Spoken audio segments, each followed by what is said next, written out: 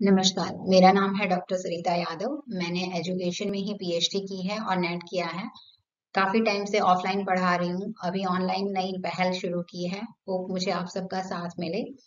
चलिए आज शुरू करते हैं इंटेलिजेंस का टॉपिक, जो हर टेस्ट के लिए बहुत इंपॉर्टेंट गिना जाता है। शुरू करते हैं। अगर इंटेलिजेंस का शाब्दिक अर्थ देखने जाएं तो इंटेलिजर या इंटेलिजेंसिया ये एक लैटिन वर्ड है जिसका मीनिंग होता है टू अंडरस्टैंड, यानी किसी चीज को समझना ही बुद्धि है। अब आगे देखते हैं इसका मीनिंग और डेफिनेशंस। तो अलग अलग साइकोलॉजिस्ट ने इसकी अलग अलग डेफिनेशंस दी, जिसमें अगर हम मेन देखें तो वुडवर्थ ने कहा कि किसी चीज को पहचानना, रिकॉग्नाइज करना इंटेलिजेंस है। वहीं एल्फ्रेड बीने, जो जिनका बहुत बड़ा योगदान माना जाता है इंटेलिजेंस में, उन्होंने कहा कि अगर आप जजमेंट कर पाते हैं, अगर आप किसी चीज में लॉजिक लगा पाते हैं, अगर आप किसी चीज में पहल कर पाते हैं, किसी चीज को आगे बढ़कर उसको फेस कर पाते हैं, या फिर आप में अडेप्टेबिलिटी है, यानी हर नई सिचुएशन, नई एनवायरमेंट में आप इजीली एडजस्ट कर पाते हैं खुद को, तो आप इंटेलिजेंट है, या आप में कहा जाता है कि आप में इंटेलिजेंस है। अगर हम इसका जनरलाइज मीनिंग समझने जाएं तो आपकी सोचने की क्षमता इंटेलिजेंस है। आप अगर अपने पुराने अनुभवों से कुछ सीखते हो तो ये भी इंटेलिजेंस का ही एक रूप है। अगर आप प्रॉब्लम्स को सॉल्व कर पाते हो तो वो भी इंटेलिजेंस कहा जाता है। और अगर आप किसी एनवायरनमेंट में अपने आप को ढाल पाते हो, उस एनवायरनमेंट से आपको कोई प्रॉब्लम नहीं होती, तो वो भी एक इंटेलिजेंस का ही गुण कहा जाता है। तो इन सबको मिला के हम ये कह सकते हैं कि बुद्धि क्या है। तो बुद्धि का अर्थ है जब आप में सोचने समझने की शक्ति हो, जब आप अपनी समस्याओं को हल कर पाओ, जब आप नए एनवायरनमेंट में इजीली अपने आप को ढाल पाओ, और जहां पर आप अपने पुराने अनुभवों से कुछ सीखते हो। ये सारी चीजें आपकी बुद्धि को रिप्रेजेंट करती हैं और ये सब बताता है कि आप बुद्धिमान हैं। अगली स्लाइड पे चलते हैं और देखते हैं इंटेलिजेंस टेस्ट के बारे में। इंटेलिजेंस टेस्ट आया था इंटेलिजेंस को मापने के लिए, यानी आपके अंदर कितनी बुद्धि है इसको कैसे मापा जाए। तो इसके लिए फ्रांस में 1904 में एल्फ्रेड बीने और उनके कलीग साइमन ने एक टेस्ट कंडक्ट किया स्टूडेंट्स पे, जिसमें उन्होंने ये देखा कि कौन से स्टूडेंट्स हैं जो जल्दी सीख पाते हैं और कौन से स्टूडेंट हैं जिन्हें एक टाइम चाहिए सीखने के लिए। ये जो फर्स्ट इंटेलिजेंस टेस्ट है, ये अल्फ्रेड बीने ने ही दिया है, क्योंकि जो साइमन है वो उनके कलीग हैं। तो अगर दोनों का नाम आता है तो दोनों सही है। अदरवाइज अगर आपको सिंगल नेम पूछा जाए तो आपको अल्फ्रेड बीने ही कहना होगा, क्योंकि इसका पूरा श्रेय जो है वो अल्फ्रेड बीने को ही जाता है। 1904 और 95 में भी काफी कंफ्यूजन है। कुछ लोग कहते हैं ये टेस्ट 1905 में आया, कुछ लोग कहते हैं 1904 में आया, लेकिन हम ये मानते हैं कि 1904 में ये टेस्ट कंडक्ट किया गया और 95 में इसका एक रिवाइज्ड फॉर्म आया, जिसमें कुछ संशोधन किए गए, इसको कुछ मॉडिफाई किया गया। उसके बाद में वापस से इसको 1908 में मॉडिफाई किया गया और 1916 में भी इसको मॉडिफाई किया गया। अब जो 1916 में मॉडिफाई किया गया उसको हम इम्पोर्टेंट गिनते हैं। क्यों? क्योंकि वहां पर क्या हुआ, वहां पर जो साइकोलॉजिस्ट टर्मन है उन्होंने इसको मॉडिफाई किया। उन्होंने खुद इसका श्रेय नहीं लिया, इसका श्रेय बीने को ही दिया गया, और उन्हीं के नाम पर इस टेस्ट का नाम जो है वो स्टैनफोर्ड बीने टेस्ट कहा गया। तो स्टैनफोर्ड बीने टेस्ट है जो टर्मन ने दिया 1916 में। लेकिन इंटेलिजेंस टेस्ट जो एक स्ट्रक्चर तैयार हुआ था सबसे पहले, वो दिया था अल्फ्रेड बीने ने। अब मेंटल एज यानी कि मानसिक आयु, कभी कभी हम देखते हैं कि कुछ लोग होते हैं जो छोटे होते हैं उम्र में, बट उनकी समझ बहुत अच्छी होती है। वो अपने आप को हर सिचुएशन में ढाल लेते हैं, हर बात को समझते हैं, लॉजिकली सोच पाते हैं। तो ऐसे जो लोग होते हैं, ये माना जाता है कि उनकी उम्र जो है वो अपनी जो रियल एज है उससे कहीं ज्यादा होती है, यानी कि शारीरिक उनकी उम्र कम होती है, लेकिन जो उनके मस्तिष्क की उम्र होती है, जो मेंटल एज होती है, वो ज्यादा होती है, उनमें ज्यादा मैच्योरिटी होती है, वो ज्यादा बेहतर तरीके से सोच पाते हैं। तो ये जो कंसेप्ट लेके आए ये बीने लेके आए। अगर हम इंटेलिजेंस टेस्ट की बात करें तो उसका जो फादर है, उसका जो जनेता है, जिसने उसको इंट्रोड्यूस किया, वो बीने को ही श्रेय जाता है। तो इंटेलिजेंस टेस्ट का जो फादर है वो बीने को गिना जाता है। मेंटल एज का जो कंसेप्ट लाए वो भी बीने लाए, और फर्स्ट इंटेलिजेंस की जो थियोरी है वो भी बीने लाए, जिसके बारे में हम आगे पढ़ेंगे। अब नेक्स्ट चलते हैं इंटेलिजेंस क्वोशिएंट। ये जो कंसेप्ट है ये बहुत बाद में आया है। इसके 1912 में विलियम स्टर्न ने इस कंसेप्ट को इंट्रोड्यूस किया। उन्होंने कहा कि जो इंटेलिजेंस क्वोशिएंट होता है वो एक ऐसी जिसको हम कहते हैं ना बुद्धि लब्धि, ऐसी प्रक्रिया है जिसमें आप किसी भी इंसान के इंटेलिजेंस को माप सकते हो। और इसके लिए उन्होंने एक फॉर्मूला भी क्रिएट किया।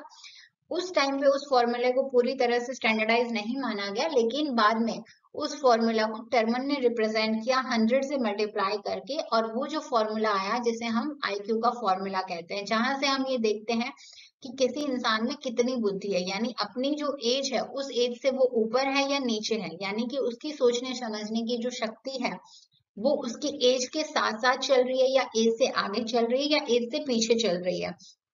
तो जो हम देखते हैं कि कुछ बच्चे जो मंद बुद्धि होते हैं उनको मंद बुद्धि किस रेंज में रखा जाता है, तो वो भी आईक्यू के बेस पे होता है। जब आपकी उम्र 10 साल है लेकिन आपकी जो सोचने की समझने की शक्ति है, आपका जो दिमाग है वो एक 6 साल के बच्चे की तरह काम करता है, तो यहाँ पे जो आईक्यू होता है वो नीचे आ जाता है, यानी आपका जो इंटेलिजेंट क्वोशंट है वो नीचे आता है। और वो नीचे आके ये साबित होता है कि आपका जो दिमाग है वो आपकी शारीरिक उम्र से कम काम कर रहा है। इसके ओपोजिट अगर आपका मस्तिष्क आपकी उम्र से आगे चल रहा है तो आपका आईक्यू बढ़ जाता है और आप जीनियस की कैटेगरी में आने लग जाते हो। इसमें जो हमें याद रखना है वो ये रखना है कि जो इसका कंसेप्ट लेके आए वो विलियम स्टर्न लेके आए 1912 में, और जो फॉर्मूला दिया है हमें वो दिया है लुइस टर्मन ने 1916 में। कैसे फाइंड आउट करते हैं हम आईक्यू? तो आईक्यू फाइंड आउट करना बहुत ही आसान है। आप मेंटल एज लेते हैं, क्रोनोलॉजिकल एज यानी आपकी जो शारीरिक अवस्था में जो आपकी आयु चल रही है, आप जन्म से जो काउंट करते हैं वो आपकी क्रोनोलॉजिकल एज गिनी जाती है। मेंटल एज यानी कि आप जिस लेवल पे जाके प्रॉब्लम्स को सॉल्व कर पाते हैं।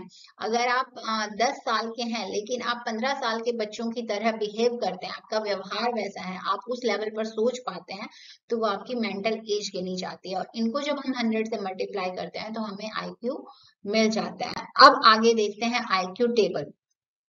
आईक्यू के अकॉर्डिंग जो इंटेलिजेंस है उसके अकॉर्डिंग कैटेगराइज किया गया है सभी को।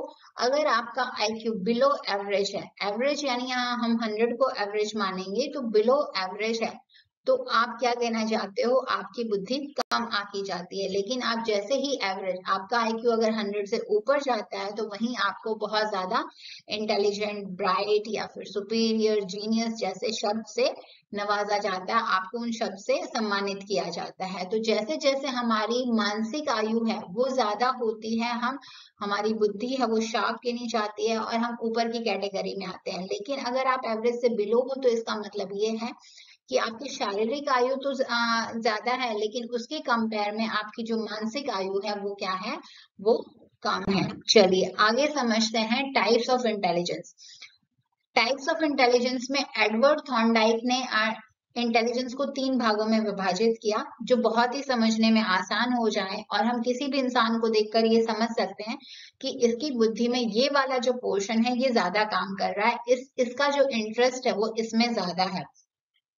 वो कैसे? तो 1920 में उन्होंने कहा कि इंटेलिजेंस यानी बुद्धि को हम 3 भागों में बांट सकते हैं। एक होता है कॉन्क्रीट यानी मूर्त।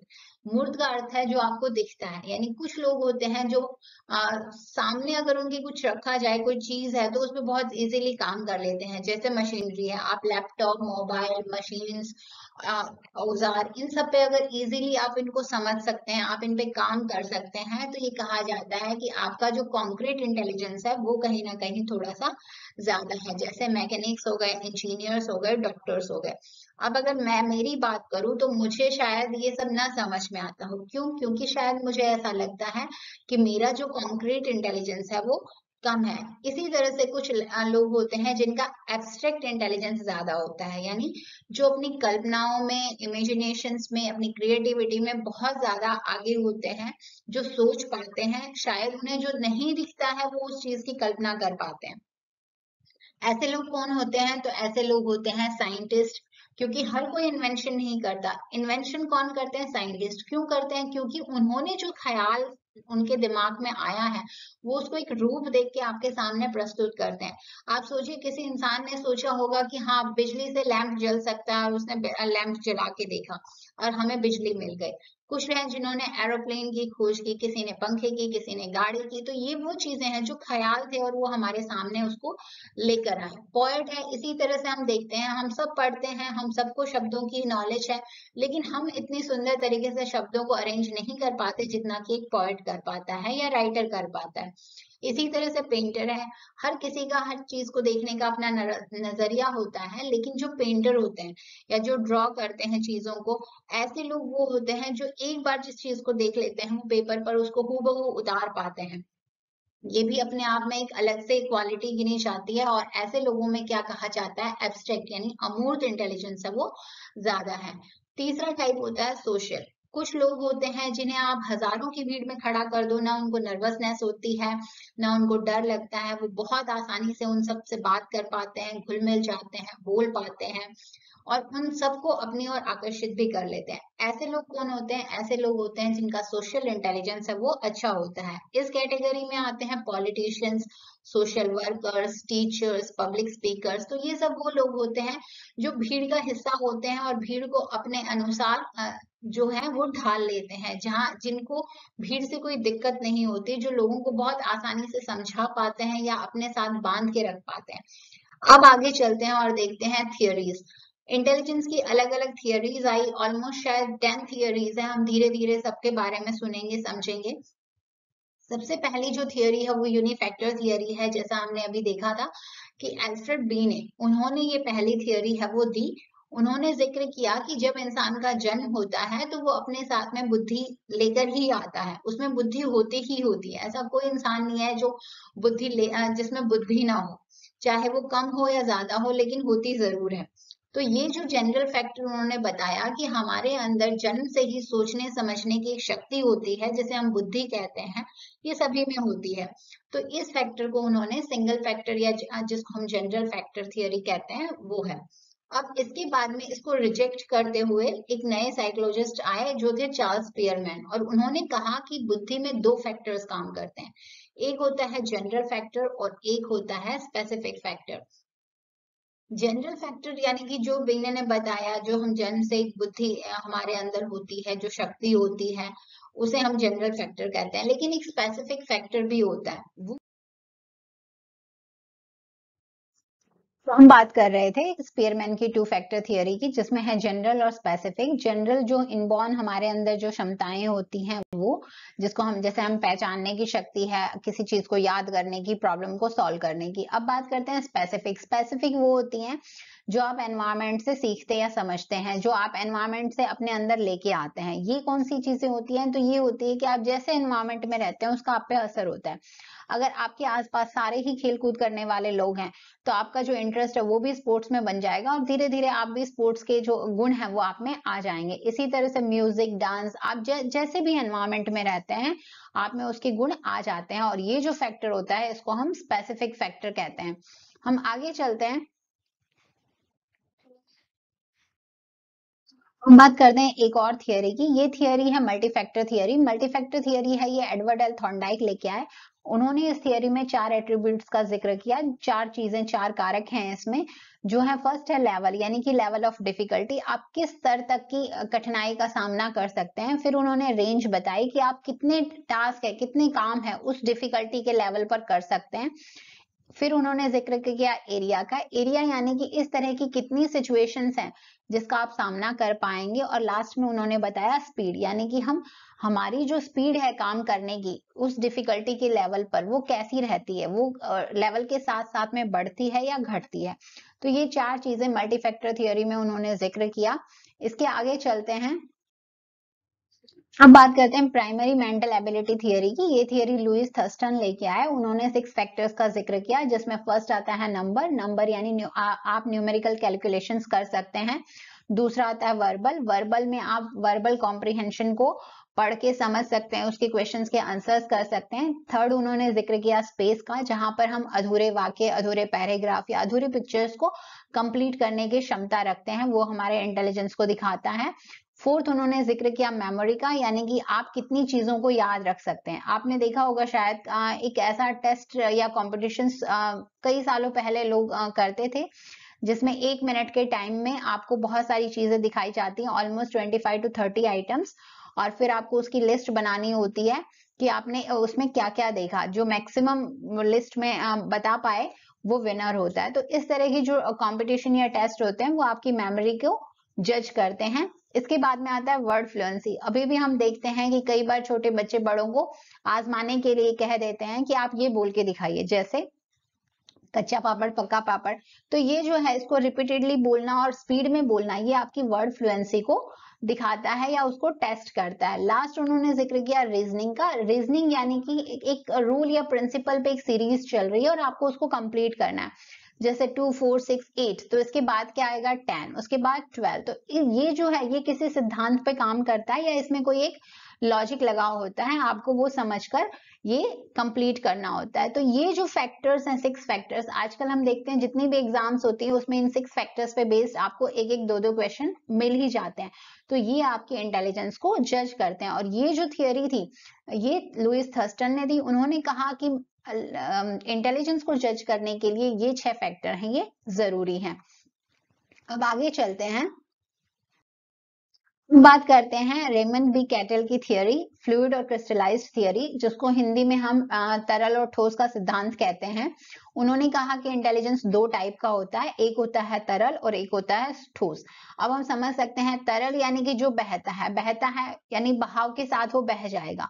तो यहाँ पर फ्लूइड क्या होता है? फ्लूइड वो इंटेलिजेंस है आपका जो सिचुएशन के हिसाब से चेंज होता है, जहां पर आप परिस्थिति के अनुसार अपने आप को ढाल लेते हैं, फ्लेक्सिबिलिटी होती है इसमें। क्रिस्टलाइज्ड की बात करें हम तो क्रिस्टलाइज्ड यानी ठोस, यानी कि जो आपने सीखा है आप उसको बदल नहीं रहे हैं, लेकिन आप उसी को अप्लाई करके अपनी प्रॉब्लम्स को, अपने एनवायरमेंट को और बेटर बनाने की कोशिश करते हैं। यानी आप अपनी बुद्धि का इस्तेमाल कर रहे हैं, लेकिन कहाँ से? अपने पिछले अनुभवों से आप सीखते हैं और आप उनको आज के टाइम में अप्लाई करते हैं। इसको हम और बेटर वे में समझने के लिए एक ग्राफ देखते हैं। ये जो ग्राफ है ये हमें बहुत आसानी से समझा देगा कि फ्लूइड और क्रिस्टलाइज्ड इंटेलिजेंस क्या है। तो ये देखिए, जैसे ही हम जन्म लेते हैं हमारा इंटेलिजेंस शुरू हो जाता है, और दोनों टाइप का, फ्लूइड यानी हम सीखते भी हैं और क्रिस्टलाइज्ड यानी जो हमने सीखा है उसको हम अपने जीवन में अप्लाई भी करते हैं। लेकिन ये दोनों साथ साथ चलते हुए जो हमारी मिडिल एज होती है 30 to 35 ईयर्स, यहाँ पर आकर दोनों की दिशा बदल जाती है। यहाँ पर आकर क्या होता है कि जो आपका फ्लूइड इंटेलिजेंस है वो नीचे की तरफ जाने लगता है, जबकि आपका क्रिस्टलाइज्ड इंटेलिजेंस है वो ऊपर जाने लगता है। यानी कि जीवन के मध्य काल से जब आप अपनी बीच की उम्र में आ जाते हैं, वहां से 2 रास्ते अलग अलग हो जाते हैं। एक, जो आपने सीखा हुआ है वो काम ज्यादा आने लगता है, और दूसरा नई चीजें सीखना, अपने आप को फ्लेक्सिबल बनाना, दूसरों के हिसाब से ढलना, ये हमारे अंदर कम होने लगता है। तो ये जो सिद्धांत है ये दिया आरबी कैटल ने। अब हम आगे चलते हैं और देखते हैं कि इस पूरे लेसन्स में हमने क्या था जो हमें याद रखना है या जो सबसे इंपॉर्टेंट है।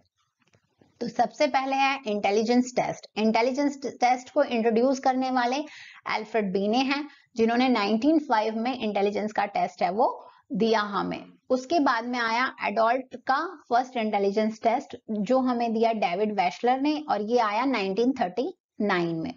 थियरीज की बात करें तो यूनिफैक्टर थियरी है वो अल्फ्रेड बीने लेके आए, 2 फैक्टर थियरी है वो चार्ल्स स्पीयरमैन लेके आए, मल्टी फैक्टर थियरी थॉर्नडाइक लेके आए, मल्टी फैक्टर फैक्टर आ रहा है तो थॉर्नडाइक लेके आए।